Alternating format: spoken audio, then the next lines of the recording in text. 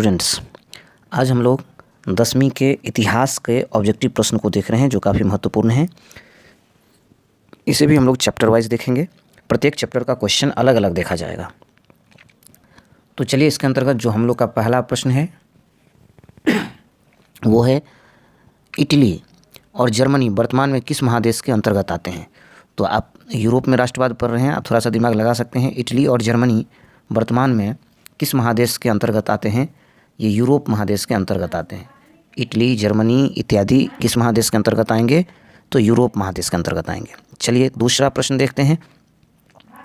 France में किस शासन वंश की पुनः स्थापना वियना कांग्रेस द्वारा की गई थी? अब देख लीजिए, वियना कांग्रेस द्वारा किस शासन वंश की पुनः स्थापना वियना कांग्रेस के द्वारा की गई थी? तो आप स्पष्ट रूप से देख सकते हैं, बुर्बो वंश था और चार्ल्स 10 जो था इसी वंश का आपको नेता था। बुर्बो वंश आप पढ़े भी होंगे। कौन सा वंश होगा? बुर्बो वंश, याद होगा आपको। चलिए अगले प्रश्न की ओर हम लोग बढ़ते हैं। मेजनी का संबंध किस संगठन से था? एकदम याद होना चाहिए। मेजनी का जो संबंध है वो था आपको कार्बोनरी संगठन से। किस संगठन से था मेजनी का संबंध? कार्बोनरी संगठन से। चलते हैं हम लोग अगले प्रश्न की ओर। इटली एवं जर्मनी के एकीकरण के विरुद्ध निम्न में कौन था? इटली एवं जर्मनी के एकीकरण के विरुद्ध इनमें कौन था? तो इटली और जर्मनी के एकीकरण के विरुद्ध इसमें से आपको ऑस्ट्रिया था। ऑस्ट्रिया की इच्छा ये नहीं थी कि इटली और जर्मनी में एकीकरण हो, तो ऑस्ट्रिया इटली और जर्मनी के एकीकरण के विरुद्ध था। अगले प्रश्न पर चलते हैं। काउंट काबूर को विक्टर इमैनुएल ने किस पद पर नियुक्त किया? काउंट काबूर को विक्टर इमैनुएल ने किस पद पर नियुक्त किया? तो उनको जो है फ्रांस का प्रधानमंत्री बनाया गया था। उसको क्या बनाया गया था? प्रधानमंत्री। चलिए अगले प्रश्न की ओर बढ़ते हैं। अब है आपको गैरीबाल्डी पेशे से क्या था? गैरीबाल्डी कौन सा काम करता था?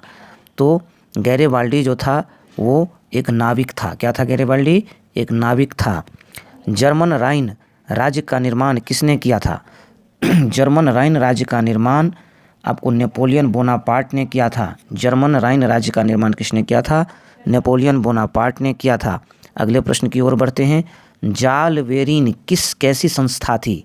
जालवेरिन जो थी वो व्यापारियों की एक संस्था थी। जालवेरिन क्या थी? व्यापारियों की एक संस्था थी। जालवेरिन क्या थी? व्यापारियों की एक संस्था थी। चलिए अगले प्रश्न की ओर हम लोग बढ़ते हैं। अगला है रक्त एवं लौह की नीति। काफ़ी इंपॉर्टेंट प्रश्न है।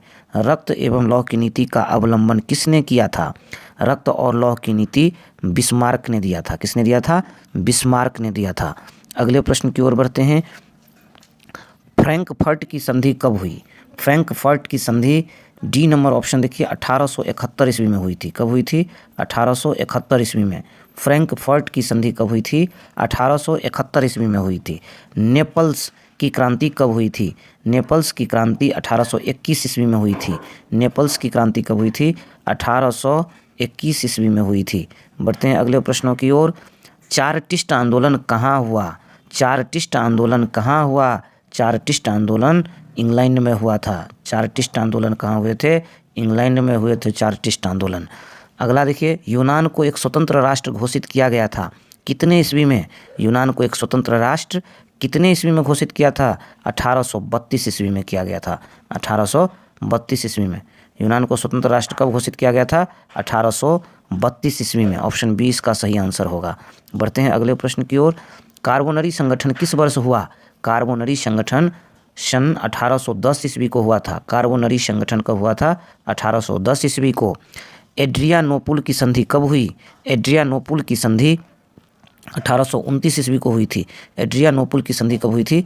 1829 ईस्वी को हुई थी। बढ़ते हैं अगले प्रश्नों की ओर। अगला है आपको एड्रियानोपुल की संधि किन दो देश के बीच हुई थी?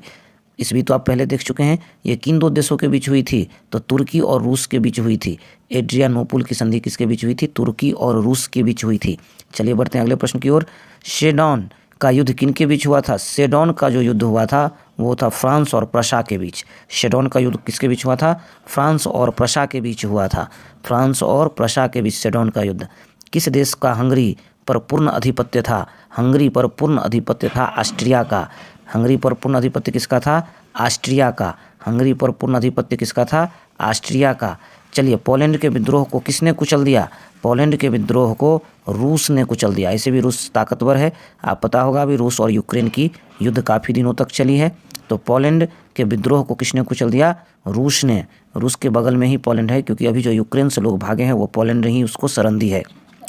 चलिए बढ़ते हैं अगले प्रश्नों की ओर। सन 1870 में फ्रांस और प्रसा के बीच युद्ध कहाँ हुआ था? 1870 में फ्रांस और प्रसा के बीच जो युद्ध हुए थे वो हुए थे शेडौन में। कहाँ पर हुआ था? शेडौन में।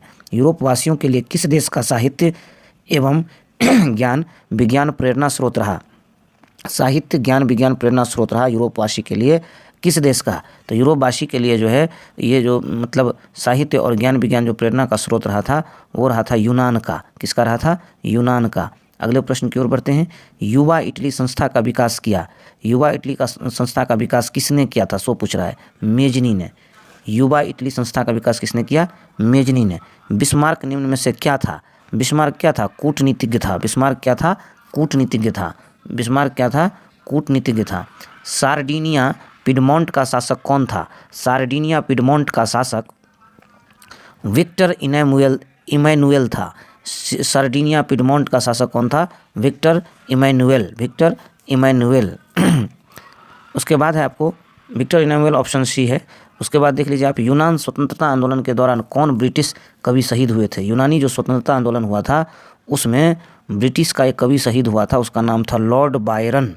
लॉर्ड बायरन ये शहीद हो गए थे। बढ़ते हैं अगले प्रश्नों की ओर। तो हमारा है आपको, जाल्वे राइन की स्थापना किस राज्य ने की? जाल्वे राइन की स्थापना जो किया था वो क्या था आपको? प्रशा ने। जाल्वे राइन की स्थापना किसने किया था? प्रशा ने। हंगरी की भाषा क्या थी? हंगरी की भाषा जो थी हंगरी की वो था मैग्यार। मैग्यार था हंगरी का भाषा। आगे बढ़ते हैं। यूनान के स्वतंत्रता संग्राम में किसकी पराजय हुई थी? यूनान के स्वतंत्रता संग्राम में तुर्की की पराजय हुई थी। किसकी पराजय हुई थी? तुर्की की। यूनान के स्वतंत्रता संग्राम में किसकी पराजय हुई थी? तुर्की की। मारियान किस देश के राष्ट्रवाद की प्रतीक थी? मारियान जो थी फ्रांस के राष्ट्रवाद की प्रतीक थी। मारियान फ्रांस के राष्ट्रवाद की प्रतीक थी। अगला है, यूरोपीय सभ्यता का पालना किसे कहा जाता था? यूरोपीय सभ्यता का पालना यूनान को कहा जाता था। यूरोपीय सभ्यता का पालना किसको कहा जाता था? यूनान को कहा जाता था। एक्ट ऑफ यूनियन किस वर्ष पारित हुआ? एक्ट ऑफ यूनियन 1688 ईस्वी में पारित हुआ था। एक्ट ऑफ यूनियन 1688 ईस्वी में पारित हुआ था। बढ़ते हैं अगले प्रश्न की ओर। अगला है आपको, 1789 की क्रांति, फ्रांसीसी क्रांति के समय वहाँ किस राजवंश का शासन था? आपको याद ही होगा वहाँ बुर्बो वंश का शासन था। इसी का जो चार्ल्स 10 था वो भाग गया था इंग्लैंड, यहाँ से फ्रांस से भाग गया था इंग्लैंड। बुर्बो वंश का शासन था। नेपोलियन संहिता किस वर्ष लागू की गई? नेपोलियन संहिता 1804 में लागू की गई थी।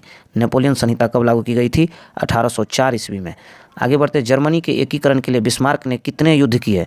जर्मनी के एकीकरण के लिए बिस्मार्क ने 3 युद्ध किए थे। कितने युद्ध किए थे? 3 युद्ध किए बिस्मार्क ने। जर्मनी के एकीकरण के लिए बिस्मार्क ने 3 युद्ध किए। वियना कांग्रेस में कौन राष्ट्र सम्मिलित नहीं था? वियना कांग्रेस में ब्रिटेन सम्मिलित था, रूस भी सम्मिलित था, फ्रांस भी सम्मिलित था, केवल जर्मनी जो है सम्मिलित नहीं था। वियना कांग्रेस में जर्मनी सम्मिलित नहीं था। आगे बढ़ते हैं। वियना कांग्रेस में पवित्र संघ की योजना किसने प्रस्तुत की?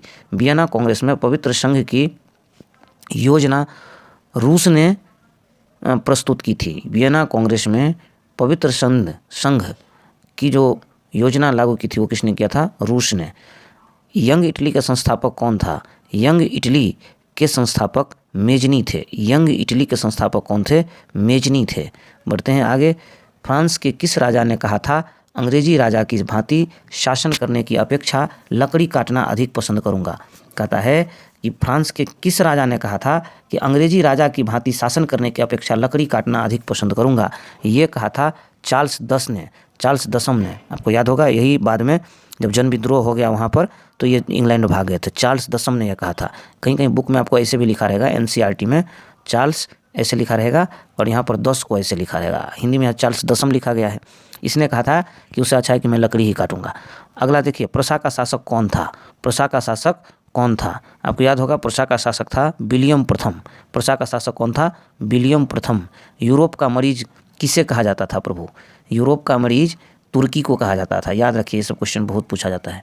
यूरोप का मरीज कहा जाता था किसको? तुर्की को। यूरोप का मरीज किसे कहा जाता था? तुर्की को। नेपोलियन ने जर्मनी में किस संघ की स्थापना की? नेपोलियन ने जर्मनी में राइन संघ की स्थापना की। नेपोलियन ने जर्मनी में किस संघ की स्थापना की? तो राइन संघ की स्थापना की। किस संधि द्वारा स्वतंत्र यूनान राष्ट्र की स्थापना हुई? स्वतंत्र यूनान राष्ट्र की स्थापना जो हुई थी वो हुई थी एड्रियानोपुल की संधि द्वारा। किसकी संधि के द्वारा? एड्रियानोपुल की संधि के द्वारा यूनान राष्ट्र की स्थापना हुई थी। उसके बाद है यंग यूरोप की स्थापना किसने की थी? तो यंग यूरोप की स्थापना मेजनी ने की थी। अभी आप पढ़े हैं यंग यूरोप की स्थापना किसने की थी? तो मेजनी ने की थी। अगले प्रश्न की ओर बढ़ते हैं। नव गुएल्फ आंदोलन कहाँ हुआ था? नव गुएल्फ आंदोलन इटली में हुए थे। नव गुएल्फ आंदोलन कहाँ हुए थे? इटली में हुए थे। नव गुएल्फ आंदोलन कहाँ हुआ? इटली में हुआ। अगला है आपको मेटरनिक कौन था? ऑस्ट्रिया का चांसलर था। मेटरनिक कौन था? ऑस्ट्रिया का चांसलर था। अगला है कार्बोनरी की स्थापना किस वर्ष हुई थी? कार्बोनरी की स्थापना 1810 ईस्वी में हुई थी। कार्बोनरी की स्थापना कब हुई थी? 1810 में हुई थी। 1830 के क्रांति के बाद फ्रांस में किस प्रकार का शासन स्थापित हुआ? 1830 के बाद फ्रांस में किस प्रकार का शासन हुआ? तो निरंकुश राजतंत्र का। 1830 ईस्वी की क्रांति के बाद फ्रांस में किस प्रकार का शासन स्थापित हुआ? निरंकुश राजतंत्र का। निरंकुश राजतंत्र का। इसी में 40-10 सब था ना।